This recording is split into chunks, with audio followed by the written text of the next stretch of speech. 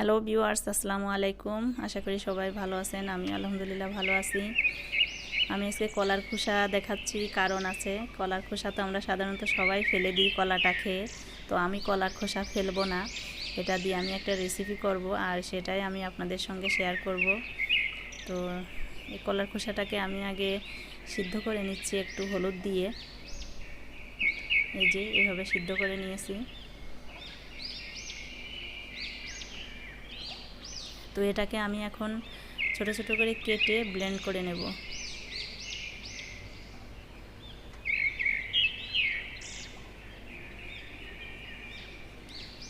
তো এই কলার খোসাটা দিয়ে যে রেসিপি করা যায়, এটা আমার আইডিয়া ছিল না। এটা আমি আমার মায়ের কাছ থেকে শিখেছি, কারণ মা আমার বাসায় আসছিল। তো আমি কলা নিয়ে আসছিলাম বাজার থেকে তরকারি খাওয়ার জন্য। তো কলার খোসাটা আমি ফেলে দিতে গেছি, তখন মা বলছে যে এটা ফেলো না, এটা দিয়ে আমি রান্না করব, ভাজি করব। তা আমি বললাম যে এটা দিয়ে আবার কীভাবে ভাজি হয়, আর সেটা কি ভালো লাগবে খেতে? তারপরে মা ভাজি করলো। সেটা ভাজি করার পর জিসানের আব্বু সেটা খেয়ে, মানে ও তো একদমই বুঝতে পারেনি যে এটা কলার খোসা। ও বলতেছে যে আম্মা এটা কি রান্না করেছেন, ওলকচু নাকি, ওলকপি নাকি? তারপরে মা বলতেছে যে না, এটা ওলকচু না, এটা হচ্ছে গিয়ে কলার খোসা।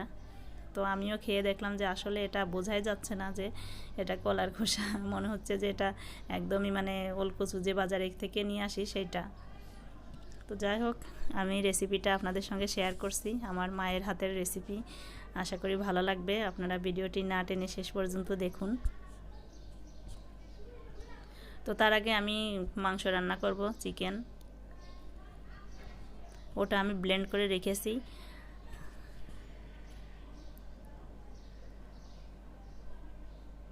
তো আমি চিকেনটা রান্না করছি আলু দিয়ে। তো আলু দিয়েই আমি বেশিরভাগ রান্না করি, কারণ বাচ্চারা আলু খেতে পছন্দ করে, আর আমার কাছেও আলু ভালো লাগে। আর যেহেতু আলু আমাদের দেশে প্রচুর পরিমাণে জন্মে, এই জন্য আমাদের বাঙালি হিসেবে আলুটা বেশি খাওয়া উচিত। আর আলু দিয়ে অনেক প্রকারের রেসিপি হয়, অনেক কিছু করে খাওয়া যায় আলু দিয়ে। আলু খেতে আমার মানে যে কোনো কিছুই, যা কিছুই করি না কেন আলু দিয়ে সব কিছুই আমার কাছে ভালো লাগে খেতে।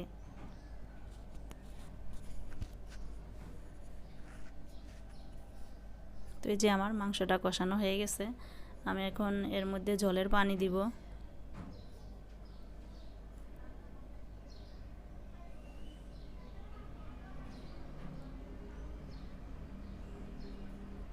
আর আমি আজকে একটু বেশি করে রান্না করছি সব কিছু, কারণ রবিবারে বাড়িতে যাব, একটু দরকার।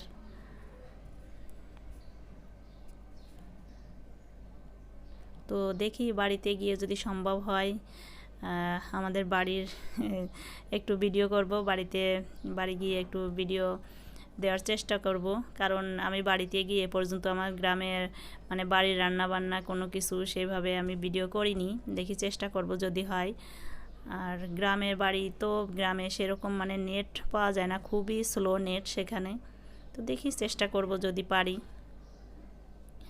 আর এই যে এখানে আমি কড়াই বসিয়ে দিয়েছি, আর তেল দিয়ে তার মধ্যে আমি একটা মানে তেজপাতা আর হচ্ছে গিয়ে দারুচিনি দিলাম। এলাচটা আমার হাতের কাছে এখন নাই আপাতত, এই জন্য আমি এলাচটা দেইনি। আর এখানে আমি কাঁচামরিচ, পেঁয়াজ কুচি আর রসুন থেতো করে রেখেছি, আর আমি 1 চামচ পরিমাণে সরিষা বেটে রেখে দিয়েছি। এটা দিয়েই আমি এই কলার খোসাটা রান্না করব।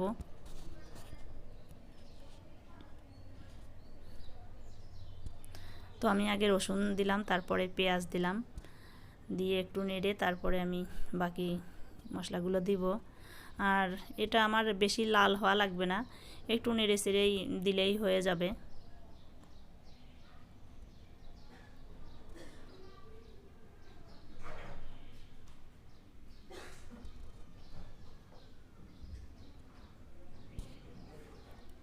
তো এই যে আমি এখন সরিষা বাটাটা দিয়ে দিচ্ছি, সামান্য পরিমাণে আমি দিয়েছি। আর এই সরিষা বাটাটা আমার মা যখন রান্না করেছিল এই রেসিপিটা, তখন মা দেয়নি ওর মধ্যে সরিষা বাটা। তো আমি রান্না করার আগে মার কাছে ফোন করেছিলাম যে মা কি কি দিয়ে রান্না করেছিলে তুমি? তা মা বলল যে এইগুলো দিয়ে করেছি। তো আমি বললাম যে মা সরিষা বাটা দেওয়া যাবে না। মা বললো যে সরিষা বাটা দিলেও হয় না দিলেও হয়। তো মা যখন রান্না করেছিল সরিষা বাটা ছাড়া, সেটাও খেতে অনেক টেস্ট হয়েছিল।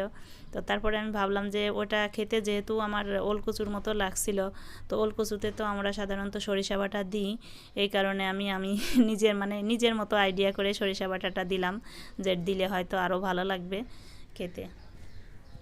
তো জানি না মায়ের মতো হবে কি না। মা তো মায়ের হাতের রান্না সেটা তো অসাধারণ, সেরকম হওয়া সম্ভব না। তো তবু আমি চেষ্টা করি, দেখি পারি কি না।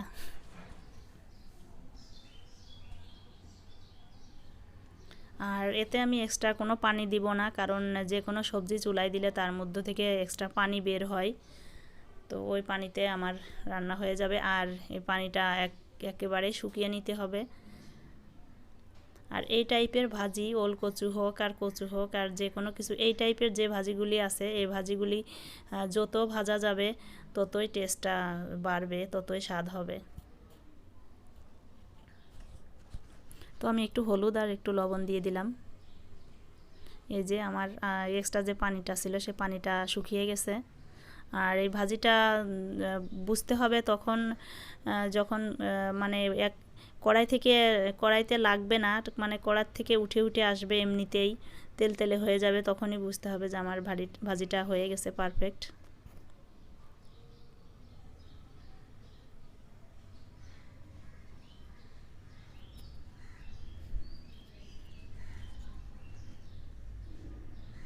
এই যে আমার ভাজিটা যে কড়াই থেকে উঠে উঠে আসতেছে, তার মানে আমার ভাজিটা হয়ে গেছে। তো ভাজিটা করতে বেশি একটা সময় লাগে না, 20 মিনিট মতো চলে ভাজলেই হয়ে যায়। আর এই যে আমি আরেকটা সবজি রান্না করবো, তার জন্য মাছ ভেজে নিচ্ছি।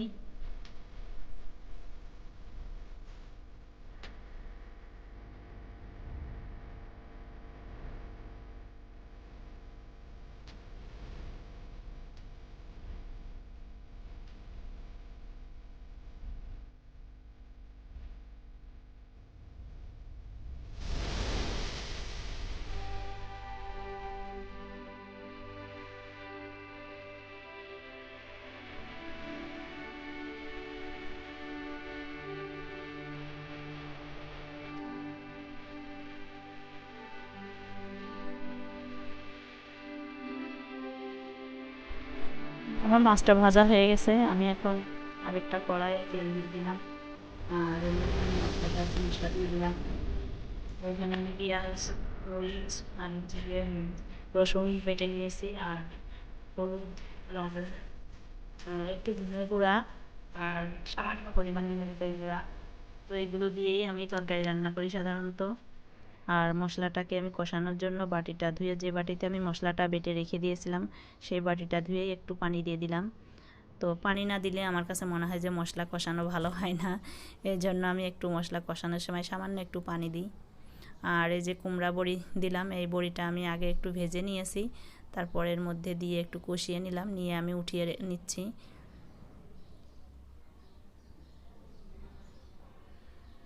তো আগে আমি আলু দিয়ে দিলাম। আর এই তরকারিটা আমি রান্না করব বেগুন দিয়ে, বেগুন আর হচ্ছে গিয়ে আলু। তো বেগুনটা তো আমার তাড়াতাড়ি সিদ্ধ হবে, আলুটা এজন্য আমি আগে দিয়ে দিলাম। আলুটা একটু কষিয়ে নিয়ে তারপর আমি বেগুনটার মধ্যে দেব।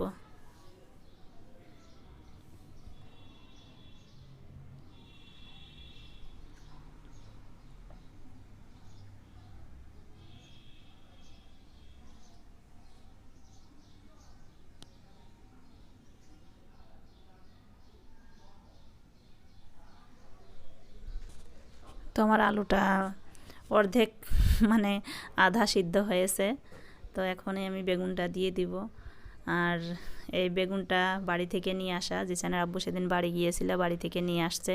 তো এটা আমাদের নিজের মাঠের বেগুন, মানে নিজেদের জমিতে লাগিয়েছে সেই বেগুন, গাছ থেকে ওর আব্বু তুলে নিয়ে এসছে, একদমই তাজা সতেজ, গাছ থেকে পেড়ে আনা যে সবজি সেইটা। তো এটা খেতে তো অসাধারণ লাগবে, এর মজাই আলাদা। আর ওখানকার আমার শ্বশুরবাড়ির ওই বেগুনগুলি খেতে খুবই মজা, খুবই ভালো লাগে এই বেগুনগুলি রান্না করা বলেন আর ভর্তা দেয়া বলেন, সবই খেতে অনেক স্বাদ লাগে। এই বেগুনটা যখন আমরা ভর্তা দিই, ভাত মানে যখন হয়ে যায়, বসা ভাত যখন রান্না করি আমরা, ভাত একদম হয়ে যাওয়ার সময় মানে উপরে বেগুনটা দিয়ে রাখলে বেগুনটা সিদ্ধ হয়ে একদম মোমের মতো গলে যায়। এত সুন্দর এই বেগুন। তো এই বেগুনগুলো আমি ঢাকায় কোথাও খুঁজে পাই না, এই টাইপের বেগুনগুলি এদিকে পাওয়া যায় না।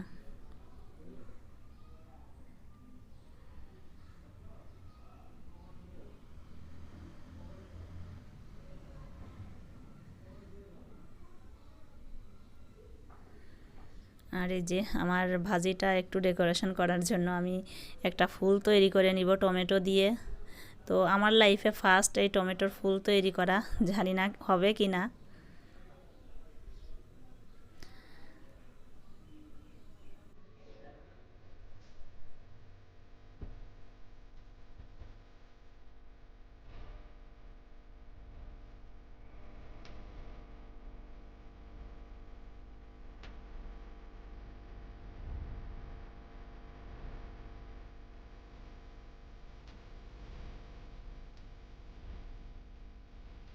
তো টমেটোটা মানে কাটতে হবে একদম একইভাবে, ধুয়ে ধুয়ে কাটতে হবে। আর এটা কেটে মানে মাঝখান থেকে কেটে গেলে হবে না, নষ্ট হয়ে যাবে ফুল কাটা হলে। একটা তার করেই কাটতে হবে, মানে আমার একটা তার হলে দু তিনটা তার মানে কেটে গেলে মাঝখান থেকে এসে ফুলটা হবে না, ডিজাইন নষ্ট হয়ে যাবে। এই জন্য কাটার সময় একটু সাবধানে কাটতে হবে। টমেটোর মানে শুরু থেকে একদম শেষ পর্যন্ত কাটতে হবে একইভাবে। যে কোনো জিনিস চেষ্টা করলে সবই হয়, আর চেষ্টা না করে হাল ছেড়ে দিলে সেটা সে কাজ থেকে সেই কাজ ব্যর্থ হয়ে যায়। এই জন্য সব কিছুর চেষ্টা। আমার ফার্স্ট লাইফে আমি এর আগে এটা বানানোর চেষ্টাও করিনি। তো মাথায় আইডিয়া আসলো হঠাৎ করে যে টমেটোর তো ফুল দেখি এত সুন্দর করে বানায় সবাই, তো আমি দেখি হয় কিনা আমার কাছে।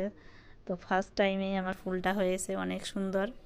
তো জিসানের আব্বুকে দেখালাম, জিসানের আব্বু বলছে কীভাবে করছে এই ফুল কী দিয়ে।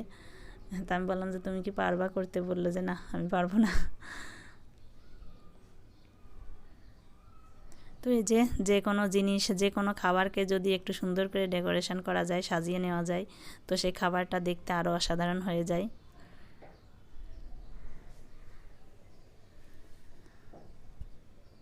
তো এই যে কলার খোসা এখন থেকে আর ফেলা লাগবে না, আমরা এভাবে করে খেতে পারবো।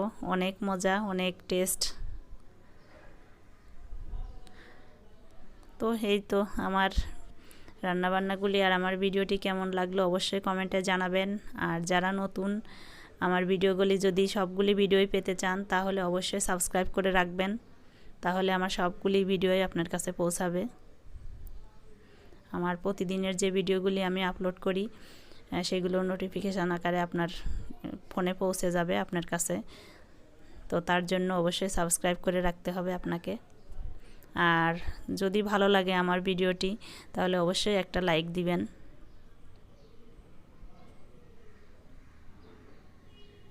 তো ভালো থাকবেন সবাই, দোয়া রইল সবার জন্য, আমার জন্য দোয়া করবেন। খোদা হাফেজ।